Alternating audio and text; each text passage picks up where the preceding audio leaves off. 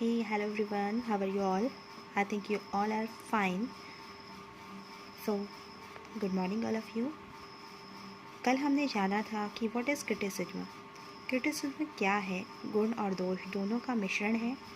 तथा आज हम जानेंगे कि ये कहाँ से डिराइव्ड हुआ है, मतलब ये आया कहाँ से, कौन सी एज से आया है, कौन से एरा से आया है। तो ये सारी चीज़ें हम इसके बारे में डिस्कशन करेंगे।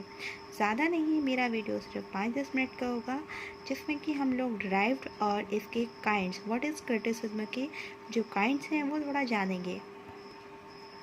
The English word criticism is derived from the French critique which dates back to at least the 14th century.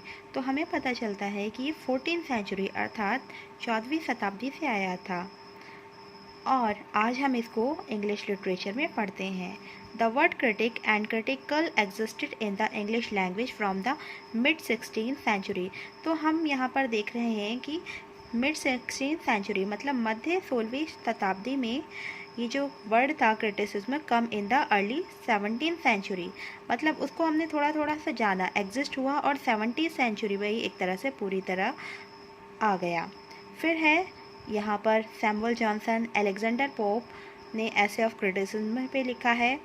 In the 19th century criticism is also gain philosophical meaning of a critical examination of the faculty of knowledge.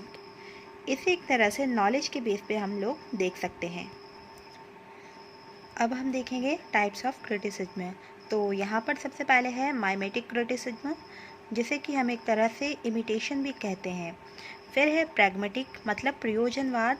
Expressionist criticism मतलब यहाँ पर expressive किया जाता है, एक तरह से प्रकट किया जाता है कि क्या राइटर कहना चाह रहा है और क्या उसकी थ्योरी है, क्या उसका कॉन्सेप्ट है। फिर आता है ऑब्जेक्टिव क्रिटिसिज्म। ऑब्जेक्टिव में उसका उद्देश्य क्या है। टेक्सचुअल क्रिटिसिज्म, टेक्सचुअल में जो बातें हैं, जो उसकी राइटिंग्स हैं, वो एक तरह से टेक्स्ट के रूप में हमें मिल जाती हैं। अदर वेराइटीज़ ऑफ क्रिटिसिज्म, हम यहाँ पे अदर वेराइटीज़ ऑफ क्रिटिसिज्म भी देखेंगे। मैंने फर्स्टली क्रिटिसिज्म ही क्यों लिया, क्योंकि इसे समझने में बहुत को टाइम लगता है, but really it is very interesting and easy. Other varieties हैं क्रिटिसिज्म की। हिस्टोरिकल क्रिटिसिज्म, यहाँ पे उसकी हिस्ट्री से रिलेटेड कि कहाँ से क्या था, मतलब उसकी उत्पत्ति, ये सारी चीज़ें हमें पता चलती हैं। बायोग्राफिकल क्रिटिसिज्म, यहाँ पे हमें उसका बायोग्राफी मतलब एक तरह से बैकग्राउंड देखने को मिल जाता है, उसका बायोग्राफिकल स्ट्रक्चर देखने को मिल जाता है। फिर है मार्क्सिस्ट। तो मार्क्सिस्ट हम जानते हैं कार्ल मार्क्स की थियरी रही है, तो उनका मार्क्सिस्ट में क्या योगदान है ये देखने को मिलता है। फिर है साइकोलॉजिकल क्रिटिसिज्म। तो साइकोलॉजिकल जैसे कि हम बोलते हैं कि मनोवैज्ञानिक रूप से क्रिटिसिज्म क्या कहना चाहता है, क्या बताना चाहता है, ये भी सारी चीज़ें हम इसमें देख सकते हैं। सो आज के लिए इतना ही। Thank you. और I think you all are enjoying my lectures. It is very short but very useful.